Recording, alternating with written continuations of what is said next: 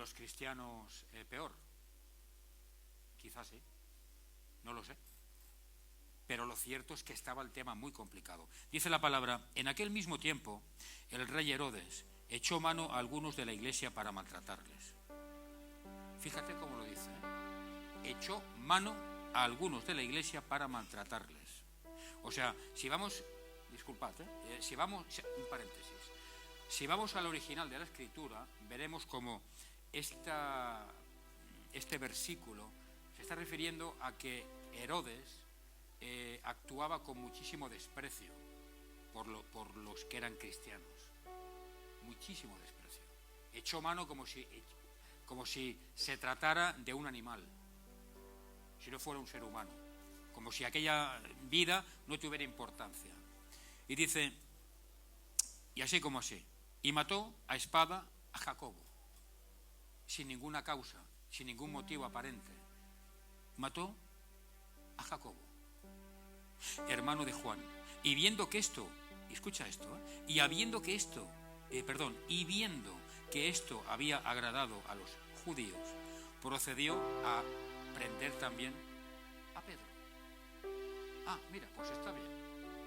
He matado a Jacobo, me han aplaudido, pues ahora ¿sabes qué voy a hacer? Voy a prender a Pedro. ¿Por qué? Porque agrada a la multitud.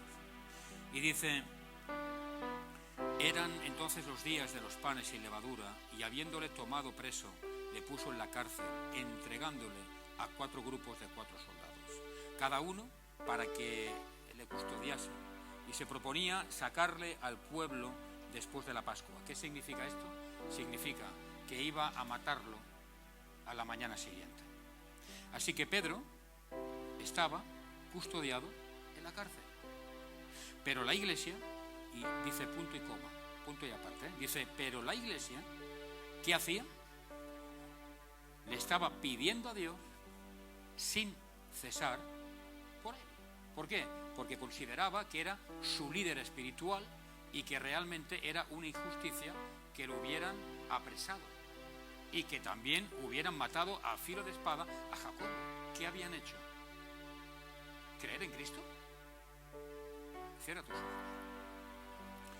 Padre, quiero darte gracias por lo que llevamos de culto, Señor. Quiero agradecerte tu fidelidad, Señor, porque seguramente, Padre, nada merecemos, pero tenemos tantas cosas que vienen de lo alto, Señor, tantas bendiciones. Quiero darte gracias por tu fidelidad, por tu protección, Señor. Y quiero poner este tiempo también en tus manos, que tú lo tomes, Señor, y que me des la capacidad, como siervo inútil, para poder, Dios mío, compartir lo que tú has puesto en mi corazón, Señor. Pero solo quiero algo, Padre, que te glorifiques tú, que te ensalces tú, Señor, y que este pueblo sea fortalecido y engrandecido para la gloria de tu nombre. En el nombre poderoso de Jesús. Amén. Y amén. No olvides nunca, y sé que siempre te lo digo, no olvides nunca que todo lo que tienes es por Él. Y que si has llegado a algún lugar es por Él. Así que no seas desagradecido o desagradecida. Dale siempre gracias. Amén. Señor, estoy aquí por ti. Tengo un trabajo por ti. Todos por Él, iglesia. Amén. Escucha. Hemos leído parte, muy poco, del capítulo 12 del libro de Hechos. Y este libro, este capítulo 12 del libro de Hechos, es un capítulo que me encanta. ¿Por qué? Porque este capítulo habla concretamente de la oposición que realmente tenía la iglesia por parte de lo que sería la jerarquía o los gobernantes de Jerusalén y de los pueblos también de alrededor. ¿Y por qué me gusta? Porque de esta parte, de este capítulo 12, podemos sacar enseñanzas muy, muy, muy importantes, vida espiritual. Y me gusta porque vemos que aun en medio de las pruebas, aun en medio quizá de las adversidades más duras, el Señor siempre, pero siempre está con nosotros, iglesia. Y cuando menos lo esperamos, es como que Dios de alguna forma abre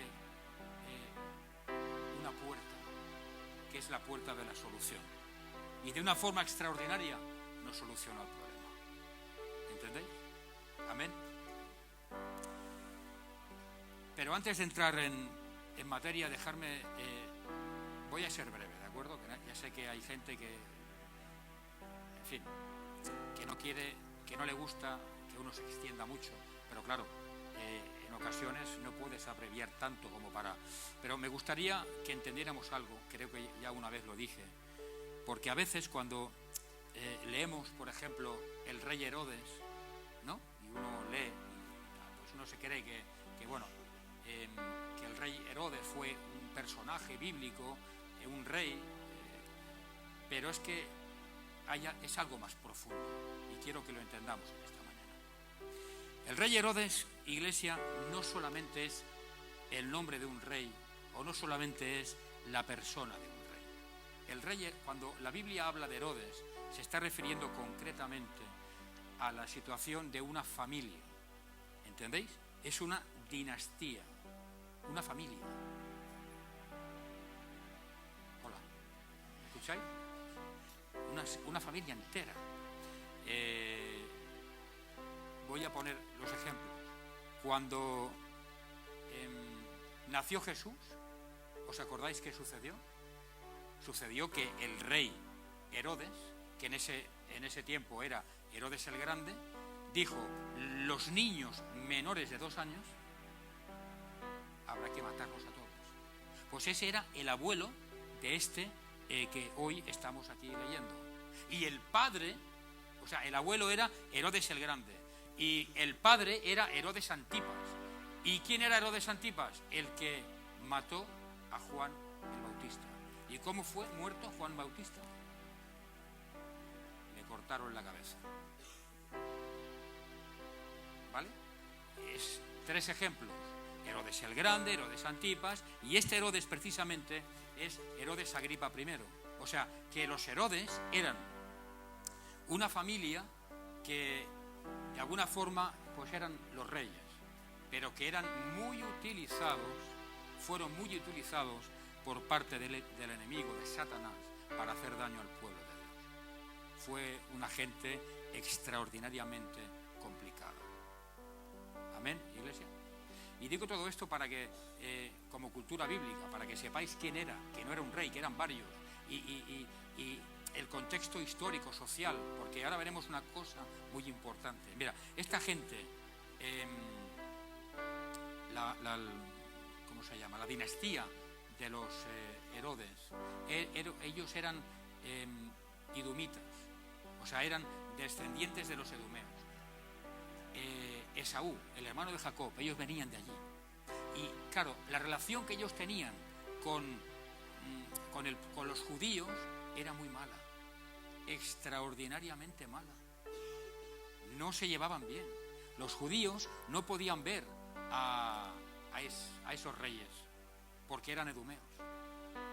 ¿Entiendes? Por eso dice la Biblia,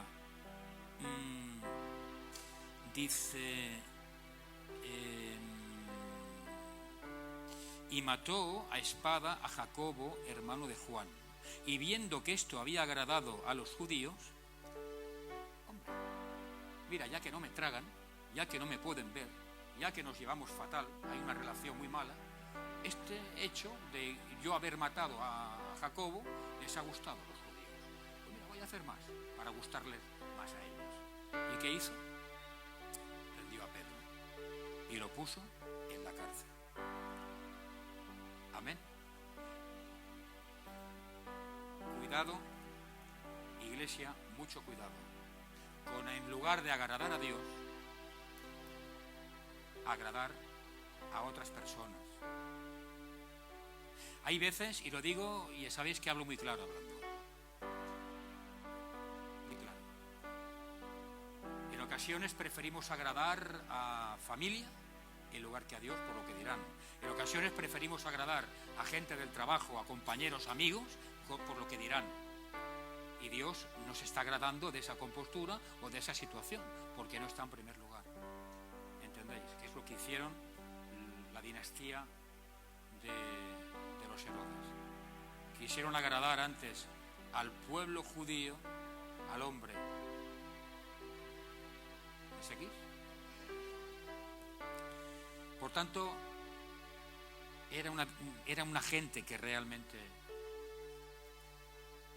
era gente mala, muy utilizados por el enemigo para ir en contra del pueblo del Señor, de los redimidos. Dice el verso 3, y viendo que esto había agradado a los judíos, procedió también a prender a Pedro. Escucha, quiero que entendáis algo muy, muy, muy importante. El enemigo siempre va a ir de forma unilateral y exclusiva hacia lo que de alguna forma es la cabeza de la Iglesia o el liderazgo de la Iglesia. Siempre. Absolutamente siempre. Esto está confirmado en la palabra. ¿Podrías, Tony, por favor, leer Mateo capítulo 26, verso 31?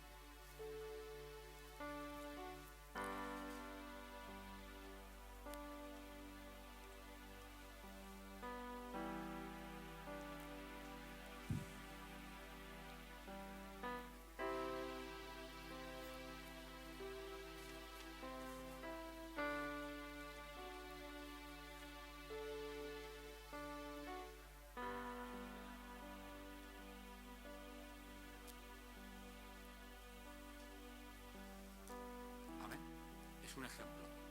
Él sabe que destruyendo la cabeza, ¿qué sucede? Si destruye la cabeza, pues el cuerpo o el rebaño, ¿no? En este caso, el cuerpo que simboliza el rebaño queda indefenso y disperso. Y eso sucede igual con el liderazgo. ¿Por qué digo esto? Pues digo esto porque hay gente que quizá pueda pensar, hombre, es que ¿por qué yo estoy más atacado que quizás otra persona de la Iglesia? Muy sencillo, ahí tienes la explicación. A mayor nivel, entre comillas, espiritual, a mayor responsabilidad espiritual, mayor opresión y ataque demoníaco va a haber sobre tu vida. Pero cuidado, tienes a uno que jamás te abandona, que es Jesús. Pero un poco te digo la explicación, ¿de acuerdo? Porque quizás hay gente que pueda pensar, hombre, es que no es justo, es que no hay derecho. Bueno, es que yo no sé si es justo o no, está escrito en la palabra. Tony acaba de leer, en fin, un versículo, un ejemplo, ¿no? Que de alguna forma lo está corroborando. Escucha, Jacobo y Pedro, no sé si tú lo sabías, pero Jacobo y Pedro eran los apóstoles más reconocidos en Jerusalén. Jacobo, como hemos leído, era hermano de Juan. Y los dos juntos, tanto Jacobo como Pedro, eran los discípulos que de alguna manera tenían más cercanía con Jesús. ¿Ves que no hay casualidades? Estoy haciendo una introducción, ¿eh? No os canséis, por favor, que voy a ir directamente a lo que quiero decir. No hay casualidades. Juan, o Jacobo, mejor dicho, Pedro, estaban muy considerados en aquel lugar, eran muy, tenían mucho peso espiritual, estaban muy cercanos a Cristo cuando Jesús estaba en su ministerio. ¡Qué casualidad! ¡Qué casualidad! Son los dos que este hombre utilizado por Satanás, ¿no? Agripa I, Herodes, mata a uno y encarcela a otro, pero cuidado, con interés de que a la mañana siguiente iba a ejecutarlo. ¿Qué casualidad? No, no hay casualidades. Ninguna. Absolutamente ninguna. Ya sabéis que en el Evangelio, en el Señor, no hay casualidades. Todo se debe a una única cosa, que es el propósito que Dios tiene para tu vida y para la mía. Y sobre ese propósito todo se va a mover. Amén, iglesia. Así que no hay ninguna casualidad. Dice el verso 4, y habiéndole tomado preso, le puso en la cárcel, entregándole a 4 grupos de 4 soldados cada uno, para que le custodiasen. Y se proponía sacarle al pueblo después de la Pascua.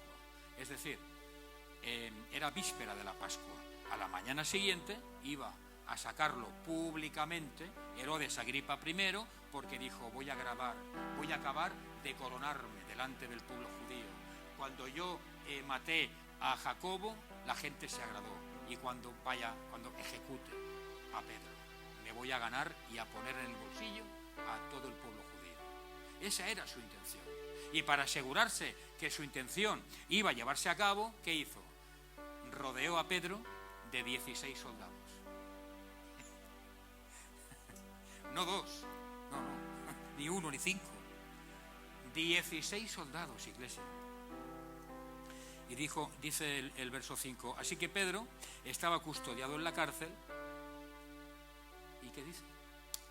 Pero, muy bien, humanamente, y sigo con la introducción, humanamente, ¿qué sucedía con la liberación de Pedro? Humanamente imposible. Estaba encarcelado, una cárcel del ejército romano. Era inviable poder entrar, acceder, y menos a la celda donde estaba Pedro. Que precisamente esta semana vi un reportaje donde se podía ver dónde estaba Pedro, cuál era la celda de Pedro. Hay ¿cómo se llama?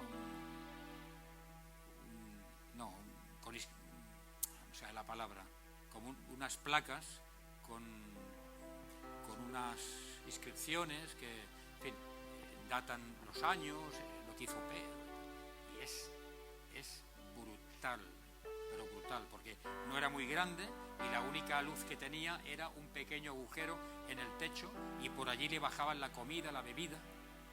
Pero es que quiero, por favor, porque estoy haciendo la introducción, ¿vale? Quiero que comáis de la introducción. O sea, repito, pequeña celda, todo oscuro. Allí hacía sus necesidades y comía y bebía por un pequeño agujero que le entraba la luz, y por allí le bajaban el agua y la comida. Amén. Y dice el verso 5, pero la iglesia hacía sin cesar oración por él. Y repito, la liberación de Pedro, humanamente hablando, era prácticamente imposible. No se podía acceder a aquel lugar, y además el rey Herodes Agripa I, ¿qué hizo? Pues lo envolvió con 4 grupos de 4 soldados. O sea, 16 soldados. Humanamente era imposible liberar a Pedro. Pero claro, había un determinante. Había algo que marcaba un punto de inflexión en esta situación. Y es que dice la palabra que la iglesia le pedía a Dios, pero Señor, ¿cómo permites, Padre? Jacobo ha sido ejecutado y no hizo nada. Pedro, nuestro líder, está encarcelado. Estamos dando vueltas por Jerusalén. No permitas esto, Señor. No puede ser. No nos hace bien. Es una injusticia delante del hombre. ¿Lo veis, iglesia? Y quiero, en primer lugar, decirte algo muy, muy, muy importante. Y es que, y quiero que lo entiendas y que te llegue hasta lo más profundo de tu corazón. Lo espiritual, todo lo espiritual transforma lo material. ¿Entiendes eso? Pero claro, de alguna forma, ¿cómo se gobierna lo espiritual? El ámbito espiritual, ¿cómo se gobierna? A través, únicamente y por medio de la oración, que significa hablar con Dios. No había otra manera. Pero en el ámbito espiritual fue el que transformó el ámbito humano. ¿Entendéis? No hay otra manera, iglesia. Si quieres cambiar algo material y está en la voluntad de Dios, tienes que hacerlo a través del ámbito espiritual. No luches por ti mismo, no luches por ti misma, no te esfuerces como Pedro cuando intentó pescar y no consiguió nada, porque Dios le enseñó, Jesús, y le dijo, no es a tu manera, es a la mía, ahora te lo digo yo, vuelve a echar las redes, quiero que entiendas que tú te has esforzado, pero no es así. Es a través de mi voluntad, es a través del Espíritu como vas a conseguir el poder, la gloria, la victoria y la autoridad. Y no hay otra manera. Amén. Y es lo que de alguna manera el Señor quiso enseñar principalmente en esta parte de la Escritura. Lo espiritual transforma todo lo material. Todo. ¿Lo crees? Seguro. Y dice el verso 6, y cuando Herodes iba a sacar aquella misma noche, cuando el rey Herodes le iba a sacar, o sea, por la mañana se refiere, aquella misma noche estaba Pedro durmiendo. Es que es tremendo, iglesia. Es que es una maravilla esto. Es que esto es tremendo. Dice, escucha esto, dice, y Pedro estaba durmiendo entre dos soldados, sujeto con dos cadenas, y los guardas delante de la puerta custodiaban la cárcel. O sea, quiero que entiendas esto. Pedro estaba entre dos cadenas, custodiado por 16 soldados. Sabía que por la mañana lo iban a ejecutar. ¿Y qué dice la palabra que estaba haciendo Pedro? Estaba durmiendo, estaba relajado, como dice Karen. Oiga, yo quiero la pastilla que se tomó Pedro, porque claro, ¿qué se tomó? ¿Qué pastilla era? ¿Qué potencia muscular, yo qué sé, o qué tocaba? El sistema nervioso central para dar tranquilidad en medio de un momento de... El hombre pasaba hambre, pasaba sed, estaba sucio, era un líder espiritual de Cristo. Estaba abandonado como un perro allí, en esa celda, en romana, y encima, por recochineo, pues lo querían ejecutar por la mañana, de buena madrugada, en el tiempo de la Pascua, para avergonzarlo, y para avergonzar a Cristo, que ya estaba en la lista del Padre, y para avergonzar al pueblo. Pero él estaba durmiendo. Y claro, uno lee esto y dice, Señor, pero yo también quiero esto, ¿eh? Yo quiero. Pues hombre, ahora os voy a decir cómo. No son pastillas, no es ninguna inyección, no es, en fin, nada químico lo que tienes que administrarte para tener la paz que tenía Pedro. Porque claro, ¿cómo puede ser que Pedro antes tenía temor? Porque Pedro era un hombre que tenía temor de las cosas, tenía miedo. Y ahora puede descansar tranquilamente en la cárcel de Jerusalén, esperando su hora. Es que esto no lo entiendo. Señor, ¿qué hizo Pedro, os acordáis? En la tormenta, cuando estaba con los discípulos. Señor, sálvanos que perecemos. O cuando negó al Señor, ¿os acordáis? Capítulo de Lucas, creo, el libro de Lucas, capítulo 22, cuando de alguna forma la sirvienta dijo, este iba con Jesús, el que dijo, no, yo no. ¿Por qué? Por miedo, y se cumplió la palabra de Dios establecida. Antes de que cante el gallo, vas a negarme 3 veces, Pedro, porque eres un cobarde. Porque así somos el ser humano. Señor, yo te voy a seguir. Te amo, de verdad, en momentos de euforia. Gloria a Dios, aleluya, unas alabanzas que a uno le levantan el espíritu, pero cuando viene el tiempo de la prueba, me olvidé de la alabanza, de mis palabras, y digo, mejor estoy fuera que dentro. Total, no veo la mano de Dios, no veo que Dios haga nada en mi vida, y el enemigo empieza de forma sutil a trabajar en mi mente, alma y corazón. Amén. Por tanto, iglesia, ¿qué pasó con Pedro? El que tan temeroso era, el que tenía miedo, el que se hundió en las aguas. ¿Qué pensáis que sucedió con Pedro? Exactamente. Él había aprendido algo muy importante.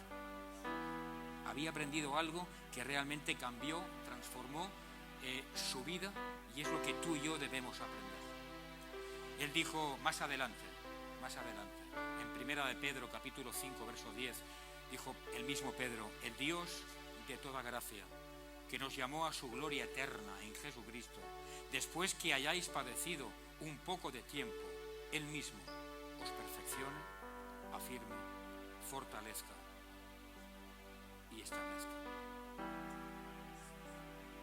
Él aprendió que vendrá un tiempo de tribulación, que vendrá un tiempo de soledad, que vendrá un tiempo, ¿por qué no decirlo?, difícil, que tu fe se va a tambalear, pero aprendió algo muy importante, que en ese tiempo no estaba solo, que el Señor estaba siempre pendiente de él, y cuando llegó el tiempo lo levantó. Amén. Por eso en Primera de Pedro, capítulo 5, verso 10, queda establecido, pero ya no era el mismo Pedro, ¿entiendes? El Pedro que negó a Cristo, el Pedro que se hundió en las aguas, era un Pedro espiritualmente bastante verde. No era muy maduro, pero cuando empieza la comunión con el Señor, cuando empieza el contacto espiritual, que ya no estaba Jesús, cuando empieza el contacto espiritual con Dios, entonces empieza a saborear otro tiempo espiritual, empieza una madurez espiritual, y lo que antes pensaba ya no sirve, y lo que antes creía ahora cree otra cosa diferente, ahora entiende que hay tiempo de todo, pero que el Señor jamás lo ha abandonado ni lo va a abandonar. Amén. Por eso más adelante escribe eso en Primera de Pedro. Por tanto, el apóstol Pedro había crecido espiritualmente. Había crecido espiritualmente. Y fíjate bien, había crecido, es que esto es tremendo, iglesia, de verdad. Había crecido espiritualmente hasta el punto de que él acepta la voluntad de Dios. Y está encerrado y dice: Señor, yo confío en ti.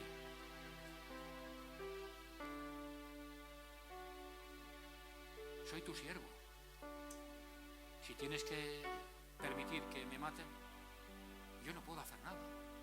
Humanamente no puedo hacer nada. Estoy en tus manos. Me he depositado en tus manos. Así que tú sabrás lo que tienes que hacer en mi vida. Mira hasta qué punto el hombre creció espiritualmente, iglesia. Dice la palabra en Primera de Pedro, capítulo 5, verso 7. Echando toda vuestra ansiedad sobre Él, porque Él tiene cuidado de vosotros. ¿Entiendes? Hasta el punto de decir: Señor, yo no puedo hacer nada. Todo lo que estaba en mis manos lo estoy haciendo. Así que ya no depende de mí. Pero no solamente era para Pedro, es para ti, ¿eh? Te estoy hablando a ti. A ti te estoy hablando, como iglesia, como pueblo, como creyente, como redimido, como santo y santa. Lo que está en mis manos ya lo he hecho todo. Así que el resto lo vas a hacer tú, Señor. Dice la palabra: porque Él tiene cuidado de vosotros. ¡Wow! Dios. Y escucha, en este mismo capítulo 12 de Hechos, pero verso 17, fíjate, voy a leerte una cosa que es tremendo. Dice, concretamente dice, pero él, o sea Pedro, haciéndoles con la mano señal de que callasen, les contó cómo el Señor le había sacado de la cárcel. Y dijo: haced saber esto a Jacobo y a los hermanos. Y salió y se fue a otro lugar. Escuchad. ¿Qué hizo Pedro? O sea, fue ya cuando fue liberado de la cárcel, cuando estaba la iglesia orando por él, intercediendo por él. ¿Y qué hizo Pedro? ¿Qué hizo? Fue a buscarlos, ¿no? A sus hermanos, a los que estaban pidiendo a Dios por él. Y claro, hubo allí, bueno, fue un tiempo de no solamente de gozo, de satisfacción. Fue un tiempo donde la gente empezó a gritar: no es posible, está Pedro, pero ¿esto qué es? ¿Qué van a matarlo, Señor? ¿Os imagináis?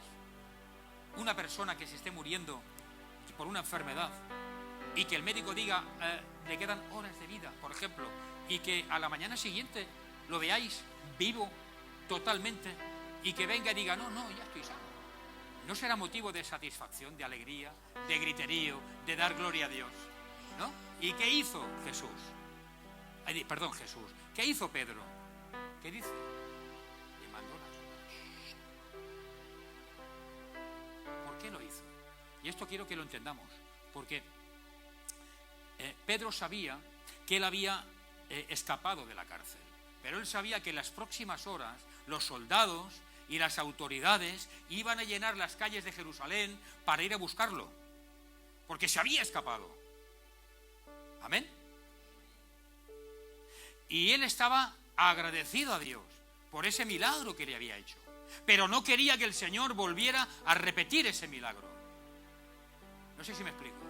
De el alboroto, de la algarabía que había, de la alegría, pues la gente empezó a gritar y él no quería que la gente de fuera se enterase de que él había sido liberado. No por nada, porque el Señor podía haber hecho otra vez el mismo milagro, pero él era prudente. Amén.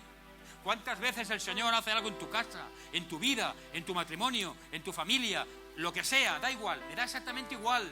¿Y cómo nos comportamos? Como Pedro, con prudencia, intentando agradar a Dios y decir: bueno, Señor, tú lo has hecho, sé que te debo un respeto, que tú eres la autoridad.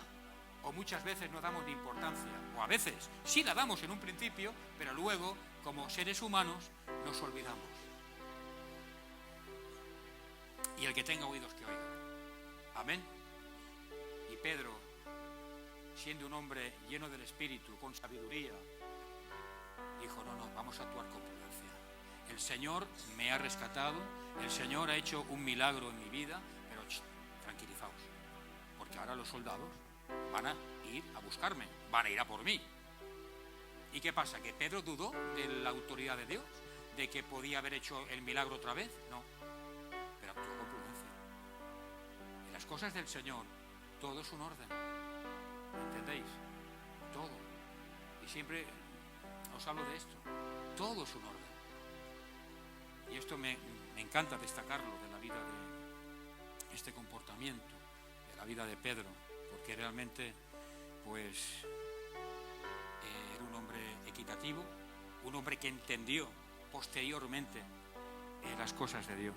Y escucha bien, quiero destacar otra cosa muy importante. Fíjate, ese mismo ángel que rescató, y esto abre bien los oídos, ese mismo ángel que rescató, el ángel del Señor que rescató a Pedro, era un ángel rescatador, pero ese mismo ángel actuó como juez en la vida de Herodes.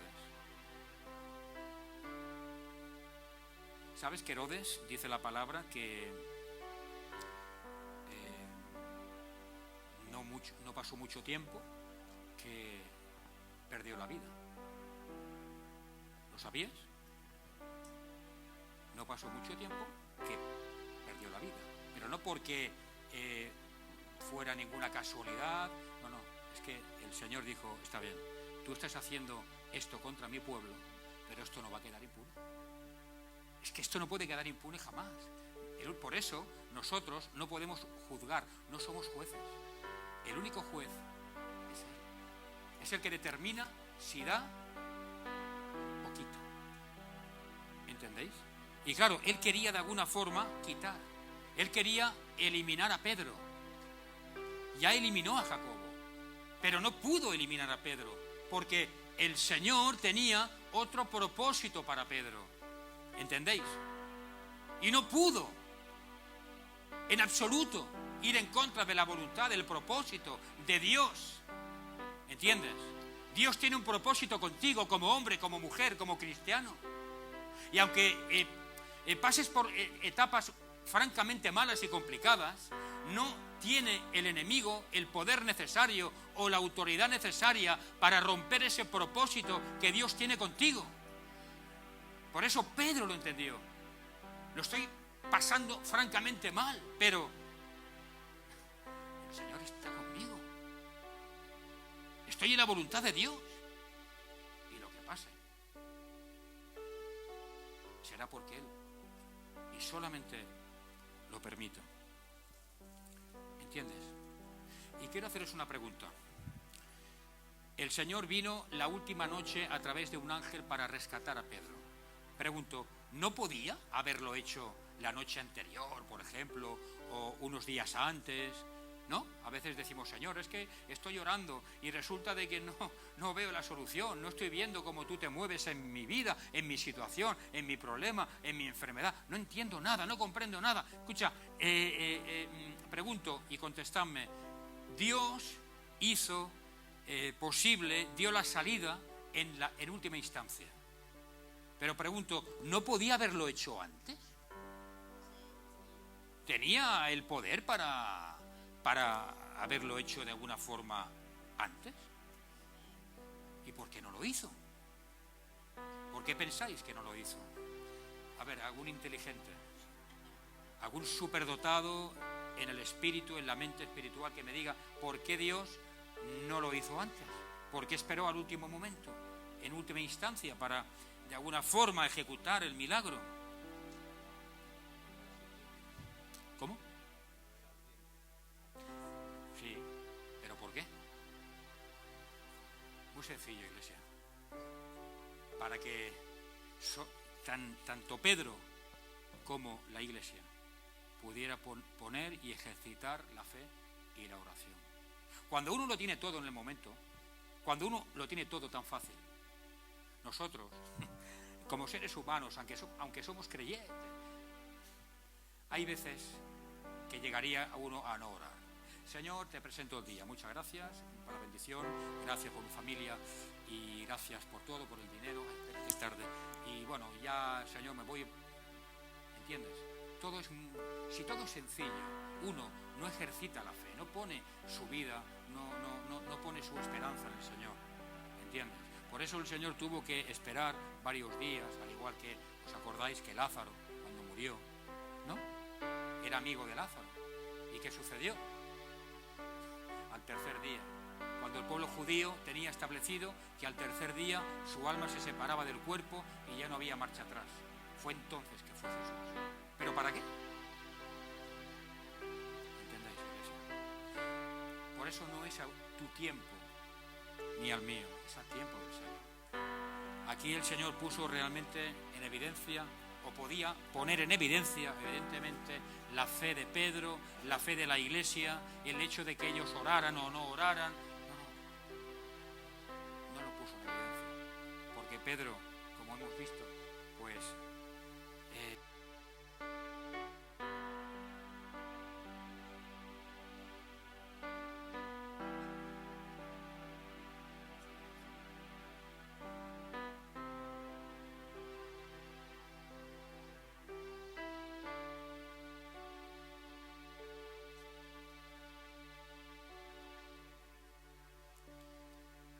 ¿entendéis, iglesia? Pedro no falló, la iglesia no falló, y eso es lo que quería el Señor, que ellos no fallaran. Y escucha, como antes he dicho, el mismo ángel actuó como juez ante Herodes. Y todos los estudios que han habido, tanto arqueológicos como médicos, y escuchad esto que es muy importante, determinan algo muy importante. La muerte de Herodes fue concretamente, o fue, mejor dicho, por algo muy concreto. Primeramente, Herodes tuvo una obstrucción intestinal, y esa obstrucción intestinal le llevó a una perforación, se cree, del colon, y eso le llevó a una peritonitis. Claro, en aquella época, hace 2000 años, no había los medicamentos que hoy en día hay, ni había las soluciones que hoy en día hay. Una peritonitis era condenar a una persona a muerte. Duró varios días, pero escucha, varios días sufriendo al máximo. ¿Entiendes? No fue un infarto de miocardio y el hombre se fue. No. Fue a través de una peritonitis sin medicaciones. Como mucho, habían 4 hierbas por allí que le daban los brujos y tómate esto, rey, para que te calme.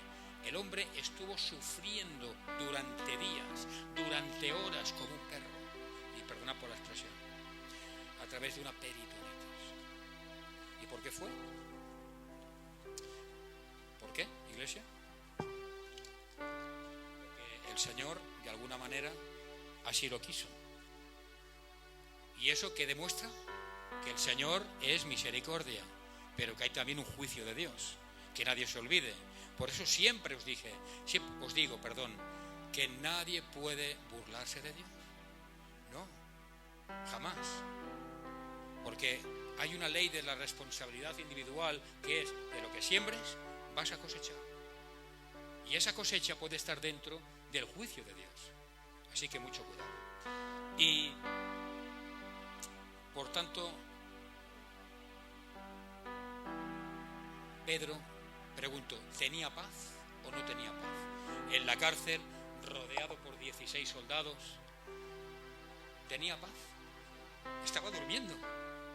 Estaba tranquilo el tío. Había cenado, pero bueno, la cena en ese lugar era una cena, bueno, no quiero decirlo, pero era,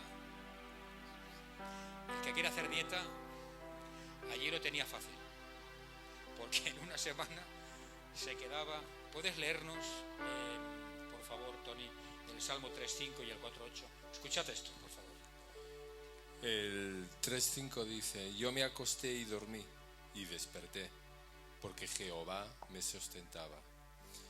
Y el 4.8 dice: en paz me acostaré y asimismo dormiré, porque solo tú, Jehová, me haces vivir confiado.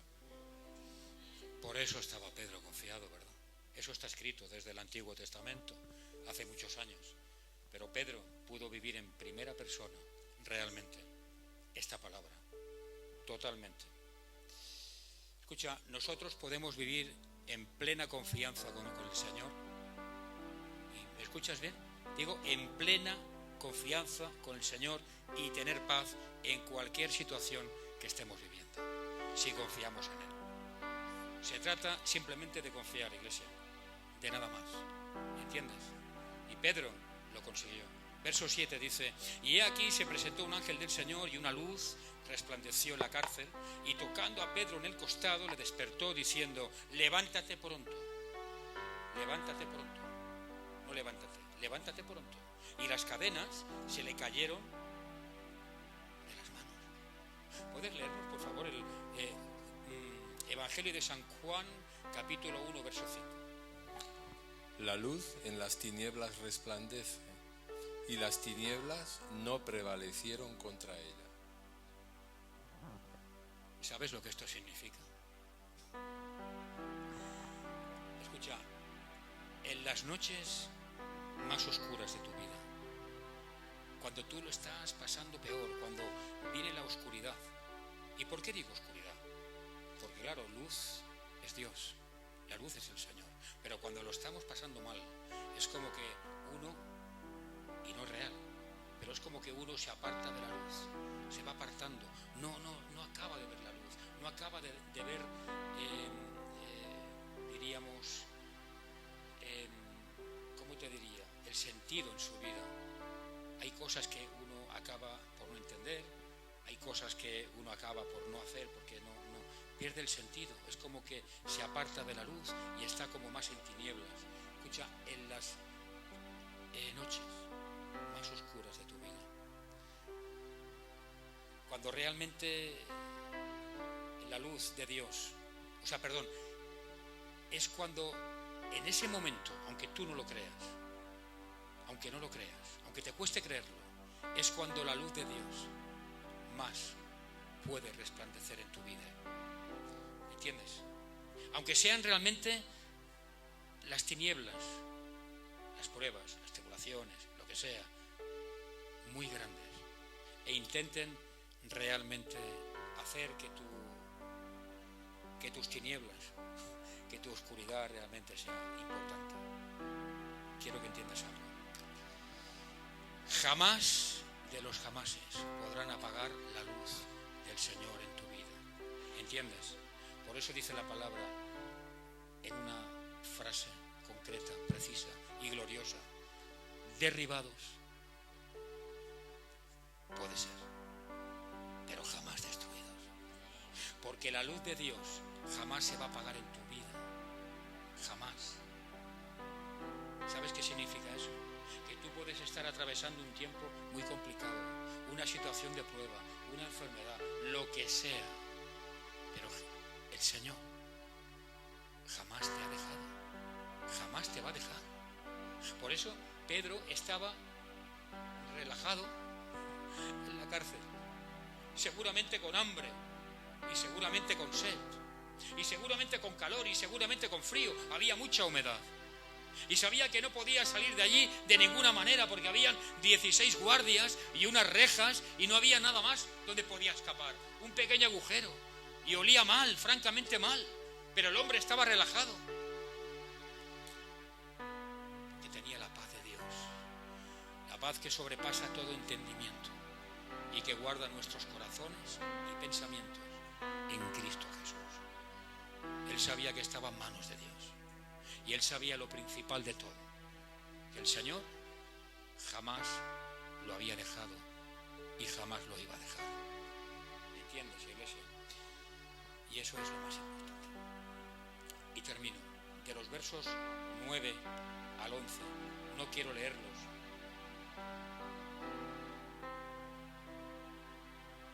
¿Quieres que lo lea? 9 al 11.